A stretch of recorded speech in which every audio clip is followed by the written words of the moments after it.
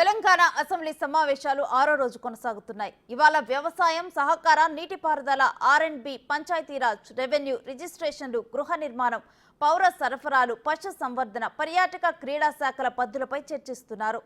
సోమవారం సమావేశాలు మంగళవారం ఉదయం 3 గంటల వరకు కొనసాగాయి. ఈ నేపథ్యంలో నిన్నటిలా సుదీర్ఘ ఉపన్యాసాలు వద్దని స్పీకర్ సభలో ప్రకటన చేశారు.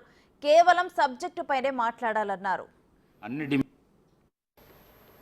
సభ్యుల మనవి నిన్న రాత్రి 3:15 వరకు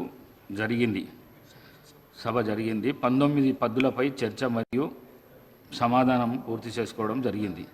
ఈరోజు కూడా మరొక 19 పద్దులపై చర్చ జరగవలసి ఉన్నది. తదనంతరం గౌరవ మంత్రులు సమాధానం ఇవ్వవలసి ఉంటుంది. అన్ని డిమాండ్లను కలిపి ఒకేసారి చర్చకు తీసుకోవడం జరుగుతుంది. కావున సభ్యులు తాము మాట్లాడాలనుకున్న డిమాండ్లకే పరిమితమై ఒకేసారి క్లుప్తంగా మాట్లాడవలసిందిగా కోరుతున్నాను. సమయాభావాన్ని దృష్టిలో ఉంచుకొని నిన్నటిలా సుదీర్ఘ ఉపన్యాసాలు చేయకుండా సభ్యులు వారికి కేటాయించిన 15 నిమిషాల సమయంలోనే తప్పనిసరిగా తమ ప్రసంగాలను ముగించవలసిందిగా కోరుతున్నాను. ఈరోజు ఎజెండాలో అంశాలు ఎక్కువగా ఉన్నందువలన సభ్యులు సహకరించవలసిందిగా నా మనవి.